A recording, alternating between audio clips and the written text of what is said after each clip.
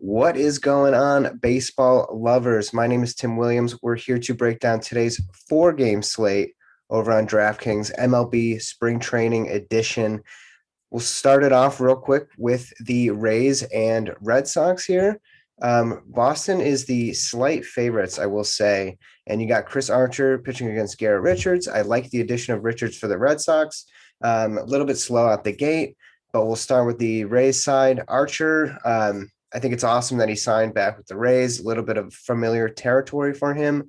Batting wise, you got Phillips, Rosarina, Lau. Guys I like right here would probably be a Rosarina. I like Lau. They haven't really seen Garrett Richards much. You could definitely take a chance on Franco. Those are probably like the three guys I like here. Manny's got some speed, but other than that, there's not a whole else I really like. They're testing out some young guys here. And then on the Red Sox side, you got Garrett Richards pitching. They are favorites. However, I'm not too keen on starting him today. But you got Christian Arroyo leading off. I think that's kind of a bust. You got Alex Verdugo hitting second. Bogarts is in the lineup for the first time this spring. He does have a little bit of success against Archer. Really, there's a lot of question marks in this game. Will Archer come back strong? And it's his debut as well. Richards is with the new team, so there's just a lot going on here. Martinez having a decent spring. Renfroe, Vasquez, he's got some power potential here. Then you got Bobby Dalbec, who's slowing down a little bit. Guys I kind of like in this side would be Verdugo because he knows how to get on base. He can hit. Bogarts, first game back, will he show some rust? Martinez, that 2-3-4 I really like. If you are trying to get a little bit different at catcher and kind of want to go with a safer option, Vasquez is there. But overall not too sexy there. And then moving on to the next game, you have Braves and Twins. You got Huascar Ynoa pitching against Michael Pineda. Safety-wise, I like Pineda here. Twins are favorited. Just in general, Pineda is the safe bet. You know what you're going to get out of him. On the other side here with the Braves, you got Irvin starting. You got Freeman, Ozuna, Sandoval, who had a hit the other day. Jake Lamb, who has a home run against Pineda for sure. And then other than that, you got a little mix of veterans and some young guys here. So overall on this Braves side, I do like Freeman here. Ozuna I like as well. Pablo had a hit the other day, like I said, so you could go there just in case maybe he keeps that bat hot. Lamb as well. So that 2-3-5 is maybe where I would go here. But other than that, not a whole lot to like. I don't like Ynoa here in this spot going against the Twins. For the Twins side, you got Luis Arez, who isn't hitting that great. Overall, though, in spring, the Twins are actually hitting pretty well. You got Simmons in there. You got Cruz. You can take your chance on Cruz. He'll probably be highly owned, but he hasn't really shown too much. He's got a little bit of a slow bat so far this spring. Jorge Polanco, Sano's got that home run potential, but if he doesn't get that home run, he kind of hurts your team. So that's a bit of a risk. I like Ryan Jeffers, actually. So this is actually what I do like in this order. Like, if I'm picking any Twins hitters, it's probably not going to be from this top half because that's probably where all the ownership is going to go, which is fine, especially in cash games. But I like Jeffers here as a unique, different option because a lot of people are probably going to pick Gary Sanchez. And if Gary Sanchez doesn't hit a home run, that's going to leverage you so much higher as far as the catcher position. Jeffers, I believe, is hitting 300 in spring. One walk, one strikeout. So he is patient. And then next you got Kyle Garlick, who has 2 home runs. I like him a lot. I think they're giving him a little bit of a look. And then Keon Broxton, a little bit of a veteran here, but he's just been hitting the ball too. So I really like that 6, 7, 8 right here. Ref Snyder had a huge, I think it was base clearing double the other day, but I probably wouldn't go there. So Jeffers, Garlick, and Broxton. Next game we have here is the Yankees against the Tigers, and the Yankees are starting Jameson Taillon, who I love here. Really rooting for this guy. He's overcome a lot in his life, and he's pitching against Julio Teheran, who Julio, claims to. Uh, he had a few reasons why he was terrible last year.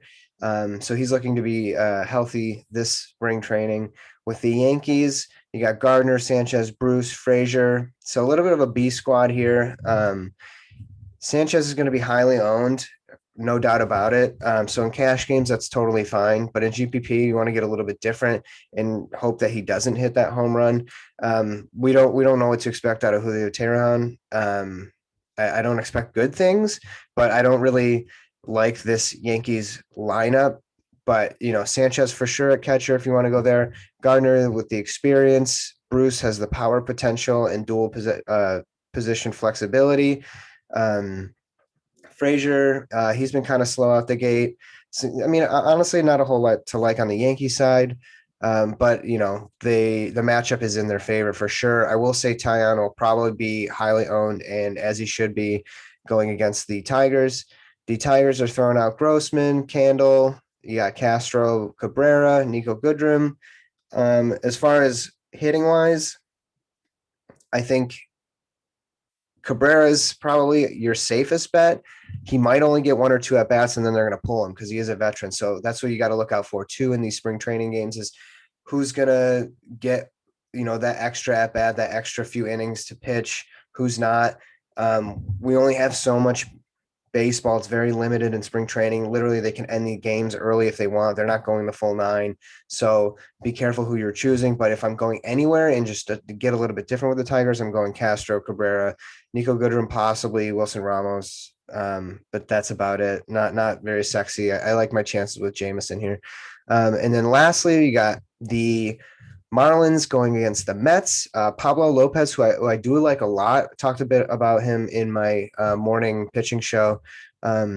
He, a lot of people are saying like he is their future ace. We'll see if he can get there.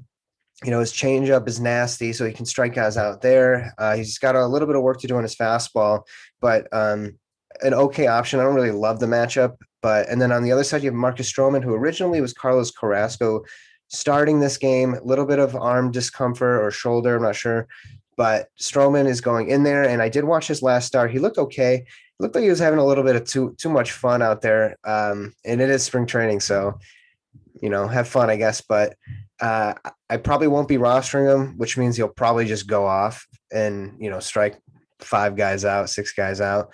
But hitting wise for the Marlins, Marte's in there. Dickerson, probably my favorite underrated play, and he will be the cover boy of this spring training. I know he has 2 home runs against Stroman. He has a bunch of doubles. This guy has a really good sample size against Marcus Stroman. Maybe Marcus Stroman coming off of an unexpected tap on the shoulder and be like, "Hey, bud, you're pitching today." So Dickerson, I like here. He's hitting number 2. He's hitting in front of Aguilar, who's having a fantastic spring training. So I like him there. Cooper's having a good spring training as well. Anderson's got pop.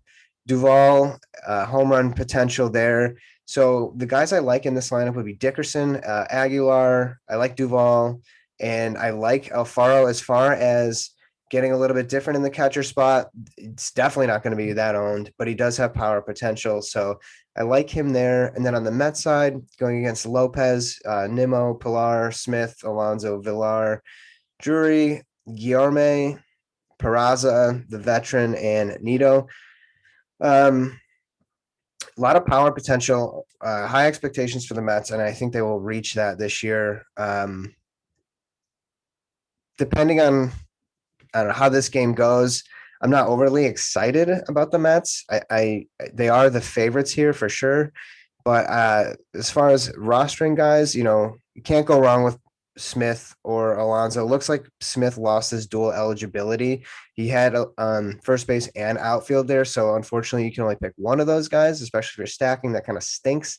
But Villar's having a pretty good season, so maybe I go like Villar and Alonso. But the guy I really like here, and he's pretty underrated, is Guillorme. He's making plays. He's getting on base. So you can throw him in your second base. You can throw him in your third.